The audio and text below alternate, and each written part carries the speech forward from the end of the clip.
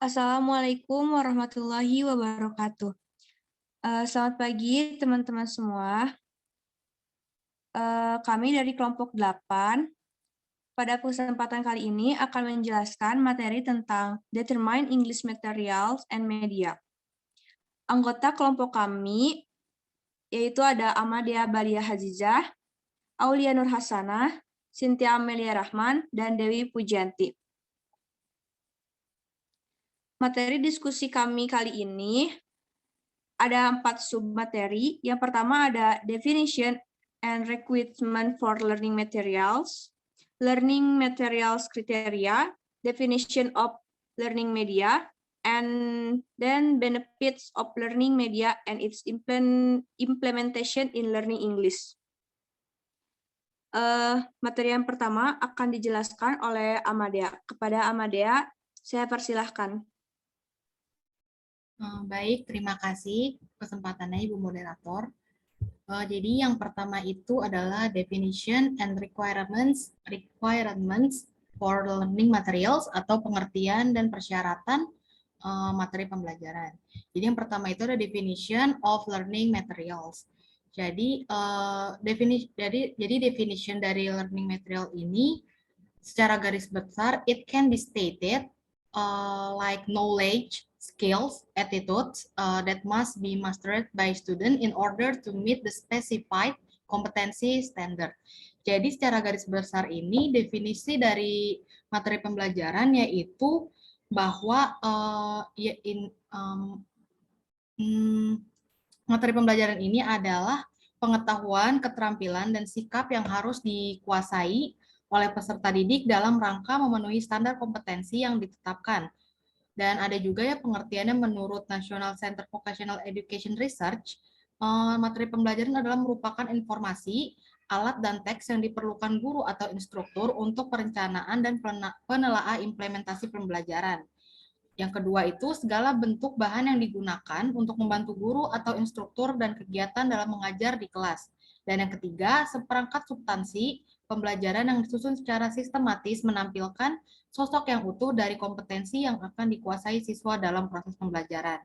Jadi bisa disimpulin banget ya materi pembelajaran itu menempati posisi yang sangat penting dari keseluruhan kurikulum yang harus dipersiapkan agar pelaksanaan pembelajaran dapat mencapai sasaran yang sesuai dengan standar kompetensi dasar.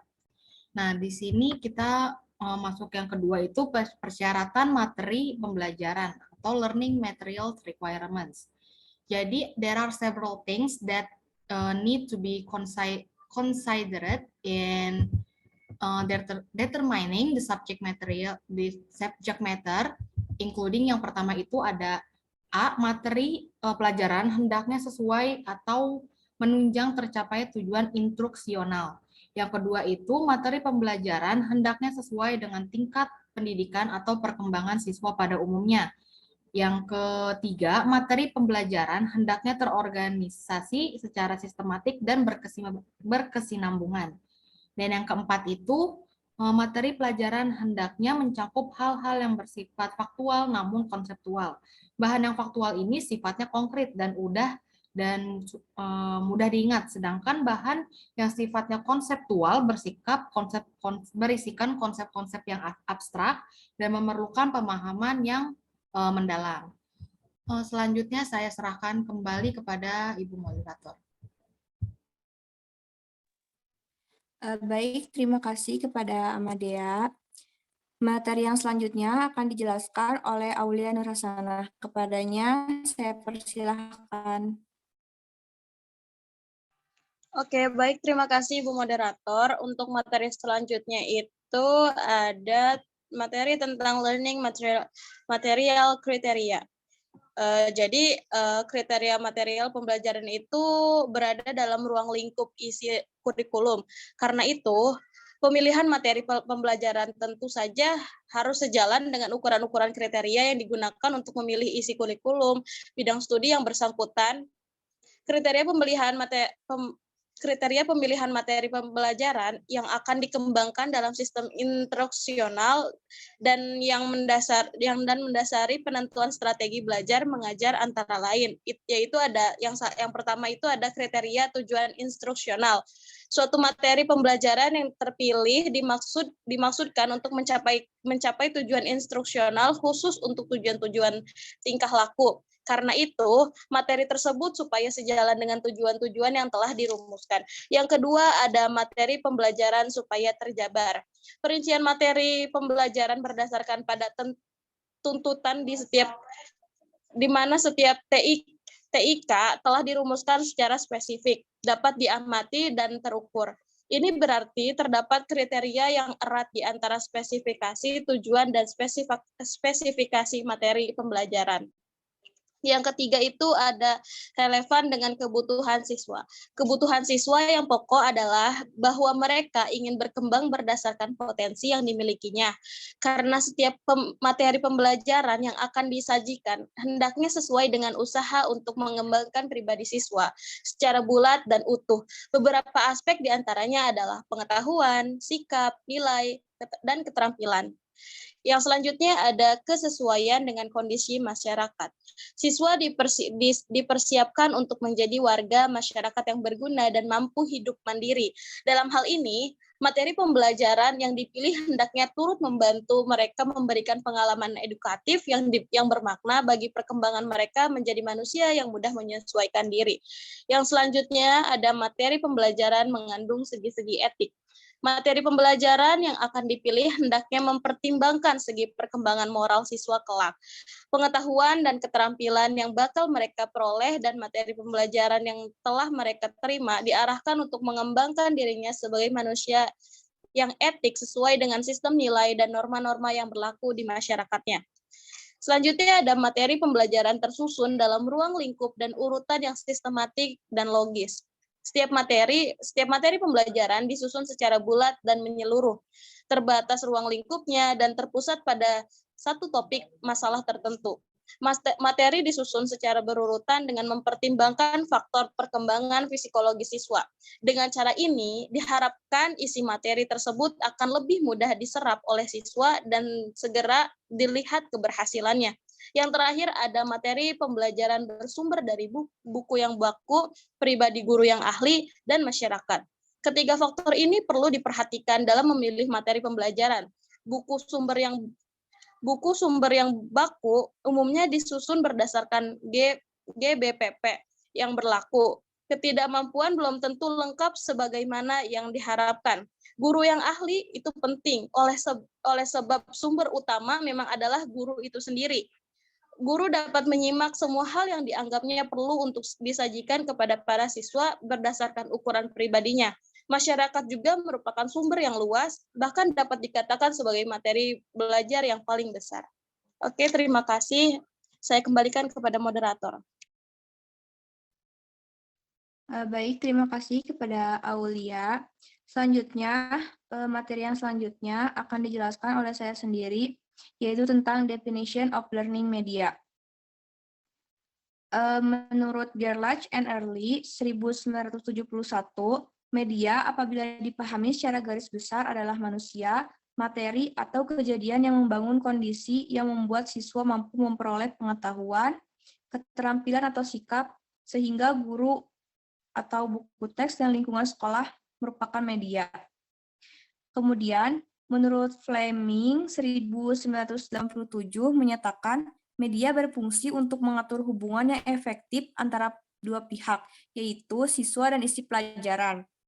Kemudian, Heinix dan kawan-kawan 1982 mengemukakan istilah media sebagai perantara yang mengantar informasi antara sumber dan penerima. Jadi kesimpulannya, media adalah segala sesuatu yang dapat digunakan untuk menyalurkan pesan dari pengirim ke penerima, sehingga penerima dapat merangsang pikiran, perasaan, perhatian, dan minat siswa. Sedemikian rupa sehingga proses belajar terjadi. Lalu di sini ada media pembelajaran atau learning media. Learning media are media that carry message or information that have instructional purpose or contain teaching purpose. Jadi, media pembelajaran adalah media yang membawa pesan-pesan atau informasi yang bertujuan sebagai instruksional atau mengandung maksud-maksud pengajaran menurut Genge and Briggs. Media pembelajaran meliputi alat yang secara fisik digunakan untuk menyampaikan isi materi. Contohnya seperti buku, tape recorder, kaset, video kamera, video recorder, film, slide atau gambar, foto, grafik, televisi, and komputer. Kemudian ada media pendidikan atau educational media. Is an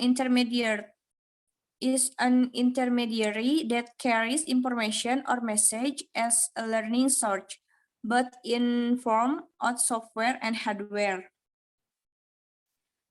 Nah, adapun pengertian media pendidikan yaitu media pendidikan memiliki pengertian fisik, hardware, atau perangkat keras, yaitu sesuatu benda yang dapat dilihat, didengar, atau diraba dengan indera.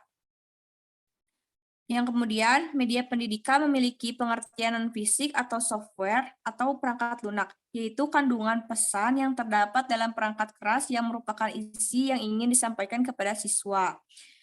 Lalu, penekanan media pendidikan terdapat pada visual dan audio. Media pendidikan memiliki pengertian alat bantu pada proses belajar, baik di dalam maupun di luar kelas. Media pendidikan dapat digunakan secara misal radio, TV, kelompok besar, dan kelompok kecil seperti film, slide, video, atau HP, atau program kaset video recorder. Jadi kesimpulannya, media pendidikan adalah software maupun hardware. Contohnya diagram, bagan, grafik,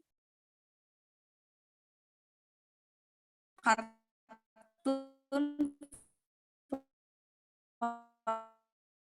poster, radio, dan lain-lain.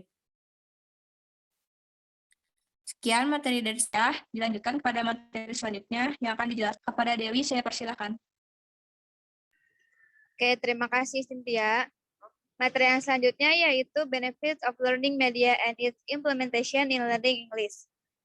Yang pertama yaitu ada manfaat media pembelajaran. Penggunaan media pembelajaran adalah terkait dengan manfaat media pembelajaran bagi keberhasilan belajar mengajar di kelas. Salah satu aspek yang menentukan keberhasilan dalam belajar mengajar adalah pemilihan media pembelajaran yang tepat. Nah, menurut Levy dan Lenz, media pembelajaran, khususnya media visual, memiliki 4 fungsi, yaitu yang pertama fungsi atensi, yang kedua fungsi afektif, yang ketiga fungsi kognitif, dan yang keempat fungsi compensation. Yang selanjutnya yaitu ada implementasi media dalam pembelajaran bahasa Inggris. Dan yang pertama yaitu realia, merupakan benda nyata yang digunakan sebagai media pembelajaran di dalam kelas. Yang kedua yaitu papan tulis. Papan tulis mungkin merupakan media yang paling lazim dan sering digunakan dalam pengajaran. Yang ketiga yaitu tape recorder, merupakan media yang paling lazim juga digunakan oleh para guru di ruang kelas setelah papan tulis. Meskipun sebenarnya kegiatan listening dapat juga dilaksanakan tanpa harus menggunakan tape recorder ini. Nah, yang selanjutnya yaitu jigsaw listening. Yang selanjutnya yaitu komputer dan internet. Penggunaan kapur dan papan tulis tampaknya masih mendominasi dalam penggunaan media pembelajaran. Nah, sekarang ini tapi kita dihadapkan pada penemuan teknologi informasi yang telah berperan mempercepat putaran informasi. Jadi kita bisa menggunakan komputer dan internet sebagai media pembelajaran kita di kelas nanti. Yang terakhir yaitu game. Nah, bagi pengajar bahasa Inggris, tujuan dari pemberian pelajaran bahasa Inggris adalah supaya anak bisa menggunakan bahasa tersebut. Dengan menggunakan permainan bahasa Inggris, secara tidak sadar, siswa akan ikut serta dalam menggunakan bahasa Inggris dan juga secara langsung merangsang ketertarikan siswa dalam belajar bahasa Inggris. Game ini sangat mudah sekali untuk belajar bahasa baru, terutama bahasa Inggris. Sekian dari saya kembalikan lagi kepada Cynthia.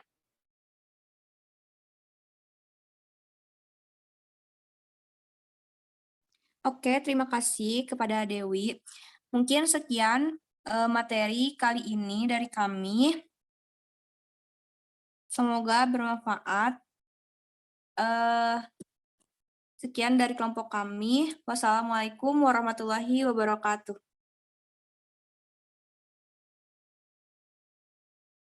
Waalaikumsalam warahmatullahi wabarakatuh.